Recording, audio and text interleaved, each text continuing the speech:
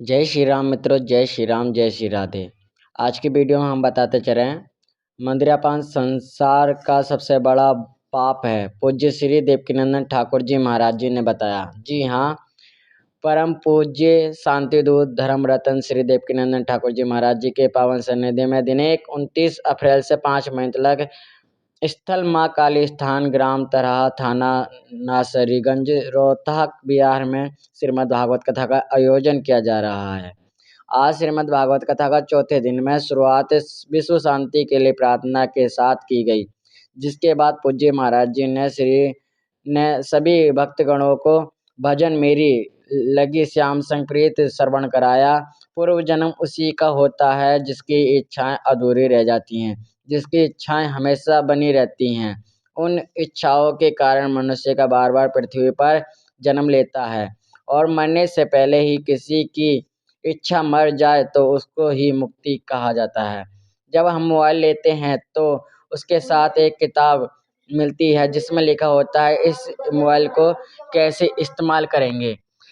जब हम टीवी लेते हैं उसके साथ भी हमें किताब मिलती है। तो सोचिए, जब भगवान ने हमें ये जीवन दिया है तो उसके साथ भी तो एक किताब दी गई है जिसके जीवन जिए कैसे जिए। रामायण, गीता, वेद, पुराण वो किताबें हैं जिसके अनुसार हम अपना जीना चाहिए। हमें जीवन कैसे जीना चाहिए ये हमारे ग्रंथ हमें बताते हैं। ये हमारे दुर्भाग्य की बात है, हम मोबाइल के लिए तो बुक पढ़ लेते हैं लेकिन जीवन के लिए बुक नहीं पढ़ते हैं।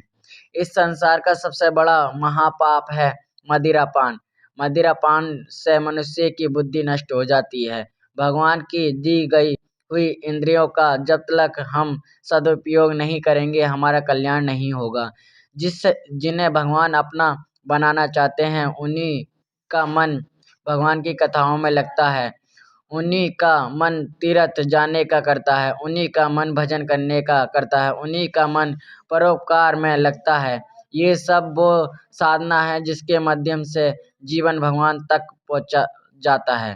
पूज्य श्री देवकीनंदन ठाकुर जी ने श्रीमद् भागवत कथा का चौथे दिन के प्रसंग का वृत्तांत सुनाते हुए बताया कि 52 अवतार भगवान श्री विष्णु के 10वें अवतारों में 5वां अवतार है और मानव रूप में अवतार था, जिसमें भगवान विष्णु ने एक बामन के रूप में इंद्र की रक्षा के लिए धरती पर अवतार लिया। 52 अवतार की कहानी असुर राजा महाबली से प्रारंभ होती है। महाबली प्रहलाद का पुत्र और वृचौना का पुत्र था। महाबली एक महान शासक था जिसे उसकी प्रजा बहुत स्नेह करती थी। महाबली ने भगवान ब्रह्मा को प्रसन्न करने के लिए तपस्या की थी, जिसके फलस्वरूप भगवान ब्रह्मा ने प्रकट होकर वरदान मांगने को कहा।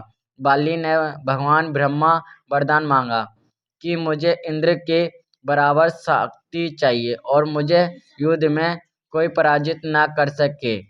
भगवान ब्रह्मा ने उसे वरदान दे दिया। बलि ने इंद्रदेव को पराजित कर इंद्रलोक पर कब्जा कर लिया। एक दिन गुरु शुक्राचार्य जी ने बाली को कहा, अगर तुम सदैव के लिए तीनों लोक के स्वामी रहना चाहते हो तो तुम्हारे जैसा राज्य को अश्वमेध यज्ञ अवश्य करना चाहिए। बलि अपने गुरु की आज्ञा मानते हुए यज्ञ की तैयारी में लग गया।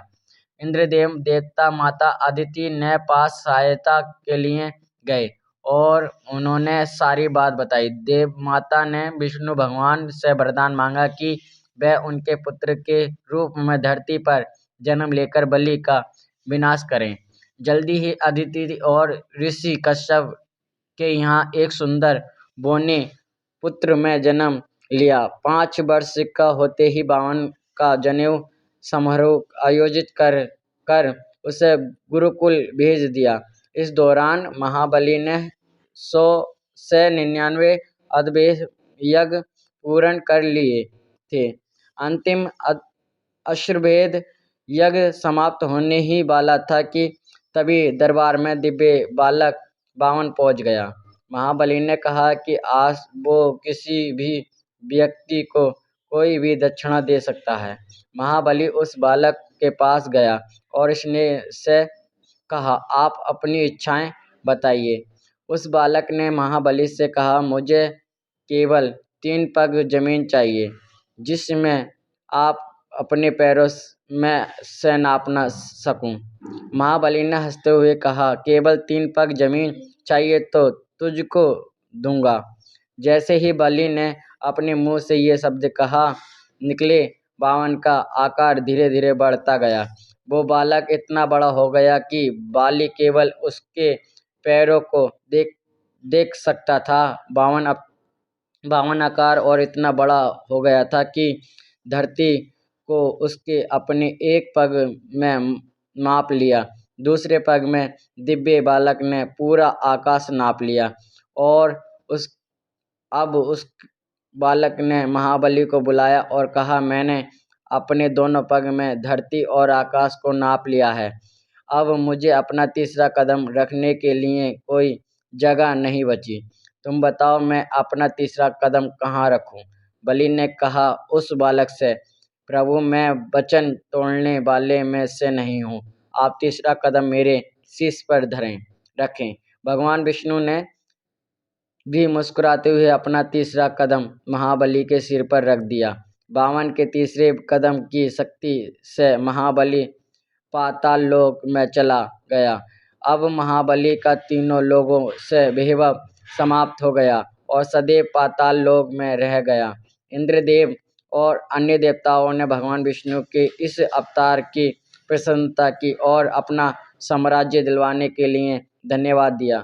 इसके बाद पूज्य महाराज श्री ने भगवान श्री कृष्ण के जन्मोत्सव का सुंदर वर्णन श्रवण कराया। सभी भक्तों को कृष्ण जन्म उत्सव की बड़ी धूमधाम से मनाया गया। श्रीमद् भागवत कथा के पंचम दिवस पर भगवान कृष्ण बाल लीला, गोवर्धन लीला, 56 भोग और वृत्तांत सुनाकर बागेश्वर देवकीनंदन ठाकुर जी महाराज जी की जय जयकार होने लगी। आपको देवकीनंदन ठाकुर जी की ये कथा पसंद आई हो, यहाँ की कथा, तो आप वीडियो को लाइक करें, शेयर करें, कमेंट बॉक्स में जय श्री राम लिखें, राधे राधे लिखें। मिलते हैं नेक्स्ट वीडियो।